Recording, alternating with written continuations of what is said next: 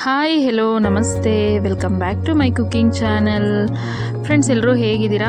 I hope ಎಲ್ಲರೂ ಚೆನ್ನಾಗಿದ್ದೀರಾ ಅಂತ ಭಾವಿಸ್ತಾ ಇವತ್ತಿನ ವಿಡಿಯೋನ ಸ್ಟಾರ್ಟ್ ಮಾಡ್ತಾ ಇದ್ದೀನಿ. ಮೊದಲಿಗೆ ನಾನಿಲ್ಲಿ ಇವತ್ತು ನಿಮ್ಮ ಜೊತೆ ಶೇರ್ ಮಾಡ್ಕೊಳ್ಳೋಕೆ ಬಂದಿರೋಂಥ ರೆಸಿಪಿ ಬಂದುಬಿಟ್ಟು ಕುಂಬಳಕಾಯಿಯಿಂದ ಮಾಡೋ ಪಲ್ಯನ ಹೇಗೆ ಮಾಡೋದು ಅನ್ನೋದನ್ನು ನಿಮ್ಮ ಜೊತೆ ಶೇರ್ ಮಾಡ್ಕೊಳ್ಳೋಕೆ ಬಂದಿದ್ದೀನಿ. ಆಲ್ಮೋಸ್ಟ್ ಎಲ್ರಿಗೂ ಗೊತ್ತಿರುತ್ತೆ, ಆಲ್ಮೋಸ್ಟ್ ನಾವೆಲ್ಲರೂ ಮನೆಯಲ್ಲಿ ಮಾಡೇ ಮಾಡ್ತೀವಿ. ಕುಂಬಳಕಾಯಿ ಪಲ್ಯ, ಗ್ರೇವಿ ಮತ್ತು ಪಾಯಸ, ಹಲ್ವಾ, ಹೀಗೆ ಹಲವಾರು ರೆಸಿಪಿಗಳನ್ನ ನಾವು ಕುಂಬಳಕಾಯಿಂದ ಮಾಡ್ತೀವಿ.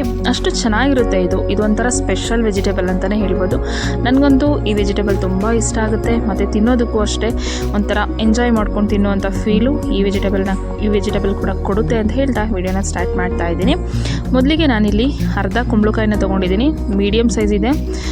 ಇದು ಈ ರೀತಿ ಕಟ್ ಮಾಡ್ಕೊಂಡಿದ್ದೀನಿ. ಸ್ಮಾಲ್ ಪೀಸಸ್ ಥರ ನೋಡಿ ಈ ಸೈಜಲ್ಲಿ ಕಟ್ ಮಾಡ್ಕೊಂಡಿದ್ದೀನಿ. ಕಟ್ ಮಾಡಿ ವಾಶ್ ಮಾಡಿ ಒಂದು ಬೇಸನ್ನಿಗೆ ಹಾಕ್ಕೊಂಡು ಇಟ್ಕೊಂಡಿದ್ದೀನಿ. ನೋಡ್ತಾ ಇದ್ದೀರಲ್ಲ, ಕಲರ್ ನೋಡಿ ಫ್ರೆಂಡ್ಸ್ ಎಷ್ಟು ಚೆನ್ನಾಗಿದೆ ಅಂತ.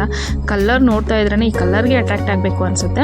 ಈಗ ಇದ್ರ ಜೊತೆಗೆ ಒಂದು ಚಿಪ್ ಆಗುವಷ್ಟು ತೆಂಗಿನಕಾಯಿ, 4 ಟೊಮ್ಯಾಟೊ, ಮತ್ತು ಅದ್ರ ಜೊತೆಗೆ ಆನಿಯನ್ನು, 2 ಆನಿಯನ್ನು, ಸ್ವಲ್ಪ ಕೊತ್ತಂಬರಿ ಸೊಪ್ಪು ಮತ್ತು ಸ್ವಲ್ಪ ಹಸಿಮೆಣಸಿನ್ಕಾಯಿನ ಕಟ್ ಮಾಡಿ ಇಟ್ಕೊಂಡಿದ್ದೀನಿ.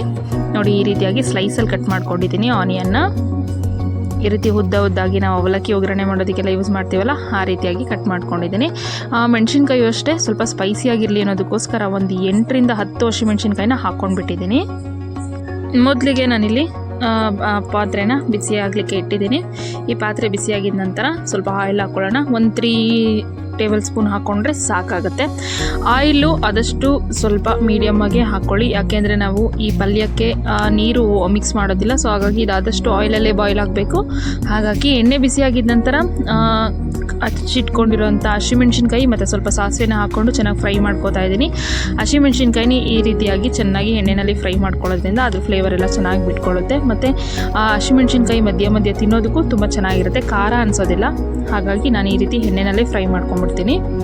ಈ ರೀತಿಯಾಗಿ ಚಿತ್ರಾನ್ನಕ್ಕಾಗಲಿ ಇಲ್ಲ ಬೇರೆ ಯಾವುದಾದ್ರೂ ಒಗ್ಗರಣೆಗಳಿಗಾಗಲಿ ಈ ರೀತಿ ಮೆಣಸಿನ್ಕಾಯಿನ ಫ್ರೈ ಮಾಡಿಕೊಂಡ್ರೆ ತುಂಬ ಚೆನ್ನಾಗಿರುತ್ತೆ ಟೇಸ್ಟು.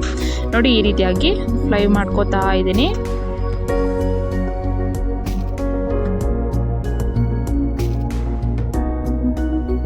ನೋಡ್ತಾ ಇದ್ದೀರಲ್ಲ, ಈ ರೀತಿಯಾಗಿ ಚೆನ್ನಾಗಿ ಆಯಿಲಲ್ಲಿ ಫ್ರೈ ಆಗಬೇಕು. ಈಗ ನಾವು ಕಟ್ ಮಾಡಿ ಇಟ್ಕೊಂಡಿರೋಂಥ ಈರುಳ್ಳಿ ಮತ್ತು ಕೊತ್ತಂಬರಿ ಸೊಪ್ಪು ಮತ್ತು ಟೊಮ್ಯಾಟೋನ ಒಂದೊಂದಾಗಿ ಆ್ಯಡ್ ಮಾಡ್ತಾ ಹೋಗೋಣ. ಆನಂತರ ಇದಕ್ಕೆ ಈರುಳ್ಳಿನ ಫ್ರೈ ಮಾಡ್ಕೊಂಬಿಡೋಣ. ಈರುಳ್ಳಿ ಜೊತೆಗೆ ಸ್ವಲ್ಪ ಕರಿಬೇವು ಸೊಪ್ಪನ್ನ ಹಾಕ್ಕೊಂಡು ಚೆನ್ನಾಗಿ ಫ್ರೈ ಮಾಡ್ಕೋತಾ ಇದ್ದೀನಿ.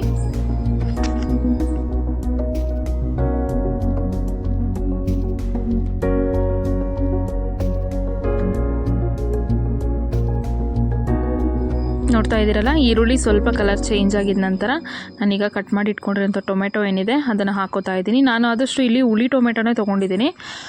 ಹುಳಿ ಟೊಮೆಟೊ ಹಾಕ್ಕೊಳ್ಳೋದ್ರಿಂದ ಚೆನ್ನಾಗಿ ಬರುತ್ತೆ. ಸ್ವೀಟ್ ಟೊಮೆಟೊ ಹಾಕ್ಕೊಂಡ್ರೆ ಪಂಪ್ಕಿನ್ನು ಸ್ವಲ್ಪ ಸ್ವೀಟಾಗಿರುತ್ತಲ್ಲ, ಸೊ ಹಾಗಾಗಿ 2 ಸ್ವೀಟ್ ಆದರೆ ತಿನ್ನೋದಕ್ಕೆ ಅಷ್ಟು ಟೇಸ್ಟಿಯಾಗಿರೋದಿಲ್ಲ ಅನ್ನೋದಕ್ಕೋಸ್ಕರ ಹುಳಿ ಟೊಮೆಟೊನ ಹಾಕ್ಕೊಂಡಿದ್ದೀನಿ. ಈ ರೀತಿ ಸ್ವಲ್ಪ ಟೊಮೆಟೊ ಸ್ಮ್ಯಾಶ್ ಆಗಲಿಕ್ಕೆ ಬೇಕಾಗಿರೋಂಥ ಸ್ವಲ್ಪ ಸಾಲ್ಟನ್ನು ಹಾಕೋತಾ ಇದ್ದೀನಿ, 1 ಸ್ಪೂನ್ ಆಗುವಷ್ಟು.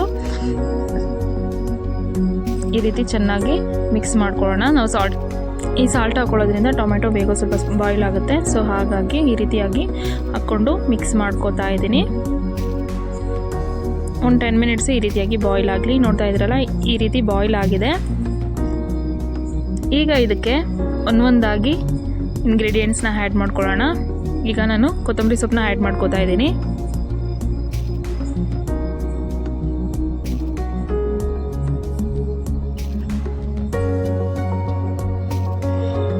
ನಂತರ ತುರಿದಿಟ್ಕೊಂಡಿರೋಂಥ ತೆಂಗಿನಕಾಯಿನ ಹಾಕೋತಾ ಇದ್ದೀನಿ. ತೆಂಗಿನಕಾಯಿನ ಬೇಕಿದ್ರೆ ನೀವು ಲಾಸ್ಟಲ್ಲೂ ಹಾಕೋಬೋದು. ಲಾಸ್ಟಲ್ಲಿ ಹಾಕೊಳ್ಳೋದ್ರಿಂದ ಇದು ಬಾಯ್ಲ್ ಆಗೋದಿಲ್ಲ. ಎಣ್ಣೆಯಲ್ಲಿ ಈ ರೀತಿ ಫ್ರೈ ಮಾಡ್ಕೊಂಡ್ಬಿಟ್ರೆ ಚೆನ್ನಾಗಿರುತ್ತೆ ಅನ್ನೋದಕ್ಕೋಸ್ಕರ ನಾನು ಎಲ್ಲನೂ ಎಣ್ಣೆನಲ್ಲೇ ಫ್ರೈ ಮಾಡ್ಕೋತಾ ಇದ್ದೀನಿ. ಈ ರೀತಿಯಾಗಿ ನೀವು ಬೇಕು ಅಂದರೆ ಕೊತ್ತಂಬರಿ ಸೊಪ್ಪು ಮತ್ತು ತೆಂಗಿನಕಾಯಿನ ಲಾಸ್ಟಲ್ಲಿ ಆ್ಯಡ್ ಮಾಡ್ಕೋಬೋದು.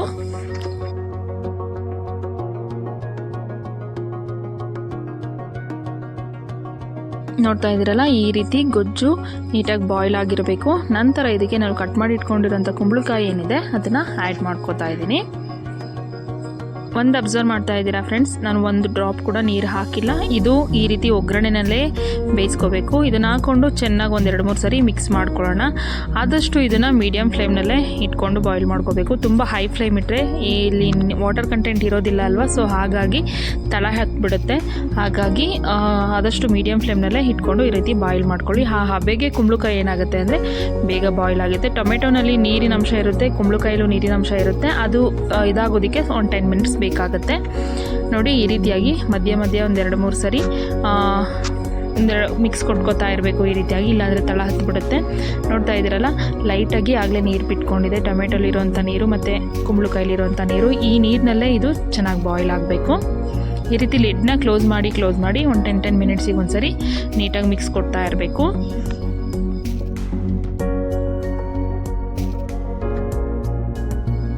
ಈಗ ನಾನು ಮತ್ತೆ ಇನ್ನೊಂದು ಇಂಗ್ರೀಡಿಯೆಂಟ್ನ ಆ್ಯಡ್ ಮಾಡ್ಕೋತಾ ಇದ್ದೀನಿ. ಅದೇನಪ್ಪ ಅಂದರೆ ಸಾಂಬಾರು ಪೌಡರು. ನಾವು ಬೇಳೆ ಸಾಂಬಾರಿಗೆಲ್ಲ ಯೂಸ್ ಮಾಡ್ತೀವಲ್ಲ ಸಾಂಬಾರು ಪೌಡರು, ಅದನ್ನು ಇಲ್ಲಿ ನಾನು 2 ಸ್ಪೂನ್ ಆಗುವಷ್ಟು ಸಾಂಬಾರು ಪೌಡರ್ನ ಹಾಕ್ಕೊಂಡಿದ್ದೀನಿ. ಯಾಕೆ ಇವರು ಸಾಂಬಾರು ಪೌಡರ್ನ ಹಾಕ್ಕೊಂಡ್ರು ಅಂತ ಯೋಚನೆ ಮಾಡ್ತಾ ಇದ್ದೀರಾ? ಸಾಂಬಾರು ಪೌಡರ್ ಹಾಕ್ಕೊಳ್ಳೋದ್ರಿಂದ ಈ ಪಲ್ಯ ಟೇಸ್ಟು ಇನ್ನೂ ಒಂಥರ ಡಿಫ್ರೆಂಟಾಗಿ ಬರುತ್ತೆ. ನಾವು ಚಿಲ್ಲಿ ಪೌಡರ್ನೂ ಕೂಡ ಆ್ಯಡ್ ಮಾಡ್ಕೋಬೋದು. ಚಿಲ್ಲಿ ಪೌಡರ್ ಹಾಕ್ಕೊಂಡ್ರೆ ಸಿಗೋವಂಥ ಟೇಸ್ಟೇ ಬೇರೆ, ಸಾಂಬಾರು ಪೌಡರ್ನ ಹಾಕ್ಕೊಂಡ್ರೆ ಸಿಗೋಂಥ ಟೇಸ್ಟೇ ಬೇರೆ. ಈ ಎರಡೂ ಟೇಸ್ಟು ತುಂಬ ವೇರಿಯೇಷನ್ಸ್ ಇರುತ್ತೆ. ಸೊ ಹಾಗಾಗಿ ನಾನು ಇಲ್ಲಿ ಬೇಳೆ ಸಾಂಬಾರಿಗೆ ಯೂಸ್ ಮಾಡುವಂಥ ಸಾಂಬಾರು ಪೌಡರ್ನ ಹಾಕ್ಕೊಂಡು ಚೆನ್ನಾಗಿ ಮಿಕ್ಸ್ ಮಾಡ್ಕೊಂಡಿದ್ದೀನಿ. ಮಿಕ್ಸ್ ಮಾಡ್ಕೊಂಡಿದ್ದ ನಂತರ ನೋಡಿ ಈ ರೀತಿಯಾಗಿ ಸ್ವಲ್ಪ ಬಾಯ್ಲ್ ಆಗಿದೆ. ನೋಡ್ತಾ ಇದ್ದೀರಲ್ಲ, ಪಂಪ್ಕಿನು ಮುಂಚೆ ಹಾಕಿರೋದಕ್ಕೂ ಈಗ ಹಾಕಿರೋದಕ್ಕೂ ತುಂಬ ಡಿಫ್ರೆನ್ಸ್ ಇದೆ.